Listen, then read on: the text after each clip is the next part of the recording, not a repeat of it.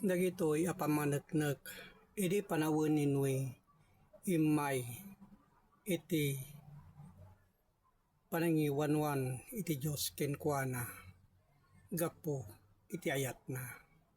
Tadigitoy nga inaaramid na idi ninwe dagitoy pakasaritaan gapo kadagitoy nga may panggap iti daong. Tara ito'y apamanagnak ngayon na ibagbaga. Ito muna ay Pedro 3, iti 20. Nagadyay anasukir da, idi unana nga aldaw. Idi agor oray iti atidog nga anos iti Diyos. So di ito iti na ibagbaga. Tagapo ti kinasukir idi kadagiti tao handa anamati kenkwana. Tanin mo idi may samit nga umininom iti arak ngem digitoy tin na ibagbaga. Kas kadigiti aldaw ninwi idi may sagana pay iti daong. Iso digitoy tin na sagana idi ninwi gapo kadigitoy adaong metlaeng. Saan ka nga daong nga iti panagkita da uno parigi pataros da sa bali tinapnapananda. Iso kada ito ti ibagbagana adaong. Iso nakaisalakanan na kadagit ti basit gapo iti danong. Kayat na asa uen walo akararwa. So dito iti na ibagbaga idi nga gapo iti daong detoy apakaisalakanan ngay narami idi ninwi. Kadagiti betlaeng asorsorat tin na ibagbaga uni ibalbalikas idi. Takinunana iti Isaias 54 iti 9. Tada ito'y iso iti kas kadigiti dandanom ninwi. So dahito iti na ibagbaga nga dandanom ninwi idi digitoy asasaw metlaeng. Iso nga awaten tayo digitoy akay papalan na.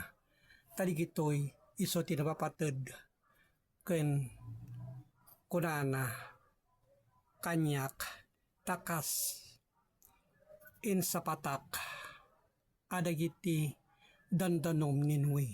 So dahitoy apamaneknek. Ada digitoy mabasa tayo sandanton alayusenen. Iso nga no adda kadigitoy uno iti pamati tayo. Iso dito'y nalpasin iti daga. Kastamit nga insapatakin ka saan kunton nga agpungtot ken ka ket san kanton metten atob ngarin. Tada digito'y nga ruden ngay na ibagbaga nga pagilasinan iso nga na mangtubngar no may panggep kadagitoy abalikas. Takinunana daytoy iti Isaias 30 iti 28. Ken iti anges na iso iti kas maysa alayos. Iti gayam tin na ibagbaga nga iti anges na ninwidi kas maysa alayos gapo kadagiti balbalikas na ngay sawsawang na danunen na ititinged na amang gasagas kadigiti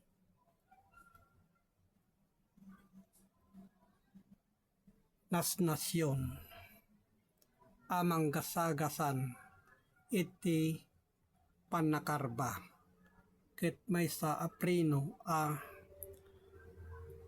mangpaalilaw addanto itingiwat kadigiti tao.